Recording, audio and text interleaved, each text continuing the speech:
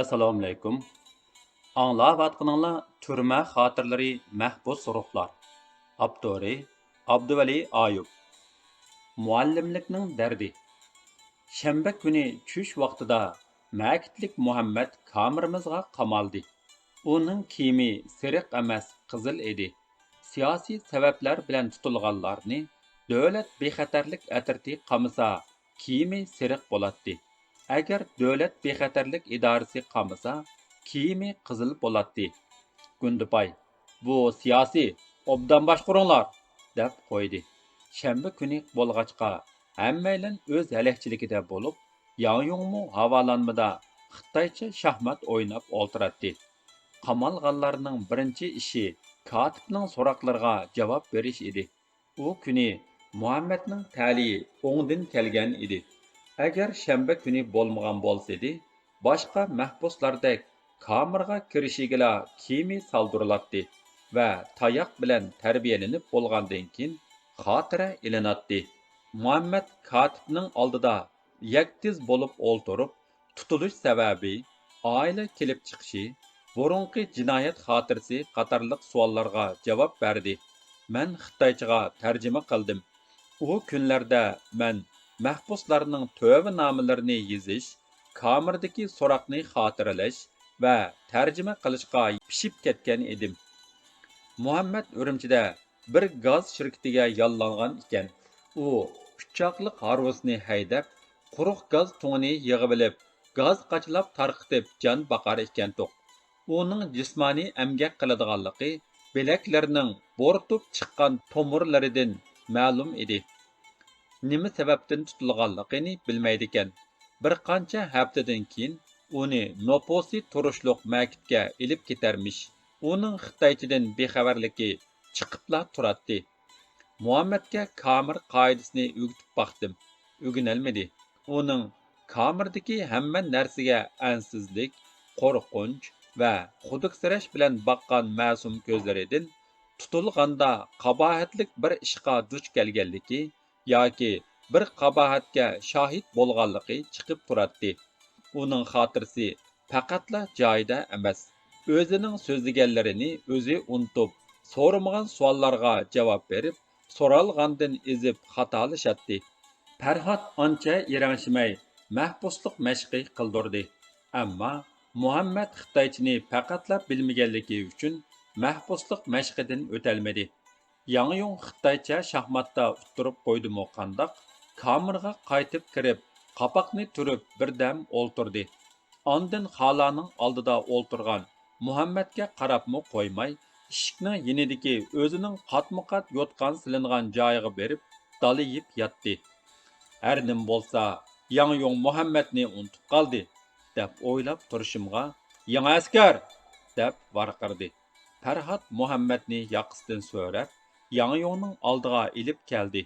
Yangyong oldirmay o'rnidan turdi.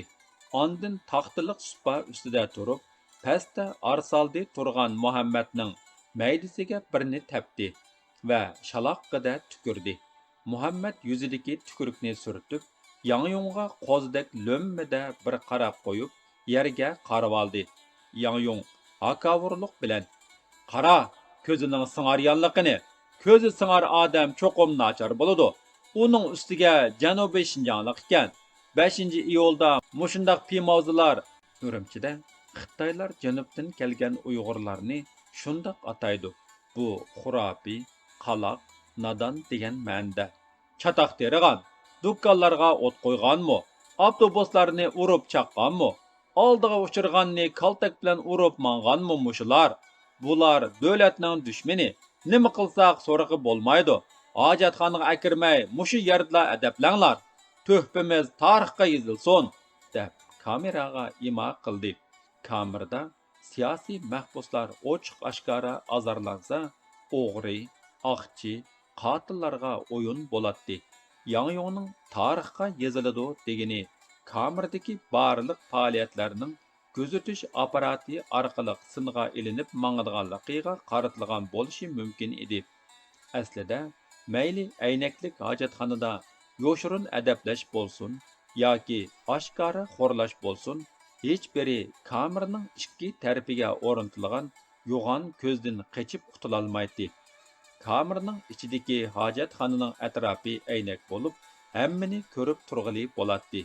Kamerning oldi va keyni ishki yiniga signal apparati o'rnatilgan bo'lib, agar biror qamalg'uchi hujumga uchrasa, boshqa qamalg'uchilarning gundupayga inkos qilishi kerak edi. Tamga esilgan qamalg'uchilarning huquq va majburiyatlari bo'yicha signal apparatini besib, o'zini qo'g'dash har bir qamalg'uchining haqqi edi. Yangyong Muhammadni havolanmaga chiqarib, tamga qaratib turg'izib qo'ydi. Yarim soatlar o'tgandan keyin u havolanmaga chiqib, Muhammadga qarab turib ketib, "Ajab, har qarasamla ko'zimga sig'maydi-ku bu", deb uning quloq tuviga birini soldi. Kameradagi amaldorlar xuddi uning boshlab berishini kutib turgandek Muhammadni oraga ilib urib ketishdi. Bu 4 amaldorning xizmatini qiladigan 4 Uyg'urmo darhol safga qatildi. Ur boshlanib ketdi. Muhammadni biri oldidan tepsa, yana biri keyindan mushlaydi. Biri tukursa, yana biri tizlaydi. Tayoq xuddi menga tegayotgandek titrab ketdim. Ammo amalsiz edim. Xuddi mushu kamerda boshqa xorlanganlarga qaragandek angvaqib qarashdan, bağlanğan qurbanlıq qo'ydek tipirlab turishdan boshqa choram yo'q edi. Men ömürdə ko'rib baqmagan, o'ch adavati bo'lmagan bir odamni sababsiz qiynaydigan bundaq insonlarga hayron edim. Qamoqda shuni bilib yetdimki, kishilarning orasida bo'ysunish va bo'ysundirishdan boshqa munosabat bo'lmagan sharoitda buyruqni shartsiz ijro qilish talab qilinadigan barliq erkinlik bo'g'ilgan yerda insonlar ichiga yo'shirgan razillikini joriy qiladigan g'azab, nafrat va noroziligini bir-biridan chiqaradigan. Mencha Yangyong qo'l silib Muhammadni qiynashdan burun yetarlik bahona topgan edi. U Muhammadni 5-iyulga qatnashgan deb Xitoy va Tungan mahbuslarining nervisini g'idiqlab, g'azabini qo'zg'atdi. Sing'ar ko'z odam nachar bo'ladi deb bu g'azab o'tiga yog' chashdi. Chunki Xitoylarda ko'zi qiyshiq yoki sing'aryan kishilar nachar bo'ladi degan gap bor edi. Yangyong Muhammadni janublik Pimavzi deyish orqali kamerada ko'p sonliq hisoblanadigan o'rimchilik bolalarga u Uyg'ur bo'lgan bilan sizlardan emas degan signalni berdi. Muhammadni davlatning dushmani va tarix qoldirmiz deb kamerani imo qilish orqali kameradagilarga uni qancha qiynasa, davlatning o'zlarini shunchalik vilaydiganligini eskartdi. Uningcha bundaq nachar, qaloq, davlatga dushman tutqunni xohlagancha qiynash tarixga yozilgudek sharaflik ish edi. Ko'z oldimda yuz berayotgan bu rahimsizlikka qarab turishdan boshqaga qurbim yetmaydi. Amalsizlik, bechoralik, g'azab ichida titildab o'yga cho'mdim. To'g'risi taajjubga cho'kdim. Yangyong qandoqsiga kameradagi ko'p sonliq bo'lgan Uyg'urning ko'zida yangi kirgan bir Uyg'urni bekordan bekor uralaydi? Nima uchun uni 5-iyulga chetib dushmanga chiqara oladi? Nima uchun 5-iyulning qurboni bo'lgan Farhodmo g'ing qilib qo'ymaydi? Har kuni soatlab Xitoyning Millatlar Ittifoqligi tarbiyasini qabul qilishga majburlanayotgan 4 Uyg'urning 4 Xitoy amaldoriga moslashib, o'zining qarindishini urib ketishini qandoq tushunamiz? Bular atiganlik bir qacha yuyilmagan ko'ktat salat, bir tal tamaka uchun Uyg'urni bo'ziq qilishda shu qadar ittifoq tursa, bularga yana Millatlar Ittifoqligi tarbiyasi berishning nima hojati bor? Har kuni kechda uxlashdan burun kamer boshlig'i yig'in ichib son oladi. Bir gundupay kamerning ishigidagi rujakdan sanoqni anglab yozayotadi. Yangyong hamisha sanoqdan burun taxtay supida turib, pastda qatori tizilib turgan mahbuslarga podshohdek bir nazar silib chiqatdi. U kuni Muhammad sanamay mahbus soni xato chiqdi. Sanoqni xotirlayotgan gundupay qayta sanashni talab qildi. Muhammad yana sanamay o'tkazivatdi-da, maydisiga tekkan bir peshva bilan santurlib ketdi. Shu an uning qo'zidek ma'sum ko'zlari manga tikildi. Bechora Xitoycha bilmaydi. Nima bo'layotganligidan, nima uchun peshva yeganidanmi xabarsiz edi. Doklat kamir boshlig'i, u xanzi chiqmaydi ekan. Shunga sanoq sanamabdi. Manga daftar qalam bersangiz, men o'gatsam, dedim.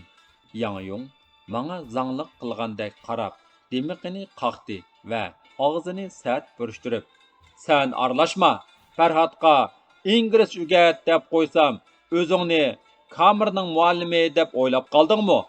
Bundaq hayvonlarga davlat tilini daftar qalam bilan sen o'gatmaysan. Musht peshva bilan biz o'gitimiz", dedi. Bu gapni anglab, nafsim ittiklab, tishlarim kirishib ketdi. Yordam tiligandek Uyg'ur mahbuslarga qaradim.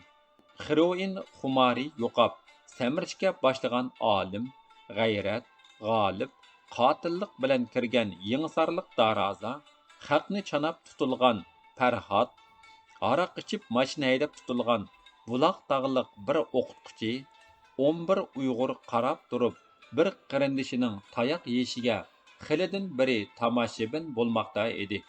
Bir turib puchalansam, yana bir turib, balkim mendek chorisizdu, balkim ichida g'azablangandu, deb tasalli topatdim. Yang Yongning Xitoy tili deganni davlat tili deyishi meni hayron qoldirdi. Bu so'z millatchilarning tili edi. Odatdagi bir Xitoy fuqarosidan, bo'libmi qamoqdagi bir tutqundan bu gapni anglash shumliqning bishorati edi. Agar Xitoyda millatchilik mushundoq jinoyatchilarga qadar yamrab ketsa, kunimiz tas edi. Meni so'roq qilgan soqchilarning og'zidanmi davlat tili deb anglab boqmagan edim. Yang Yongning millatchiligiga va bugun qilgan bu qabilikiga hayron bo'lib turatdim. Ishik oldidagi Gundupayning 915 deb chaqirgani anglandi. "Doklad tarbiyachi", deb beshimni changallab ishik oldiga keldim. Kamirning qo'sh qavatlik ishiki sharaqlagan ochqichlar bilan ichildi. Gundupay qo'limga ishkalni silib, "Mang!" deb varqirdi. Bu qamoqxonada qilinayotgan muallimlikning chatqimi yoki so'roqda qilgan donishmandligimning oqibatimi bilolmay qoldim. Meni 6 korpus 5 kamirga yo'tkivatdi.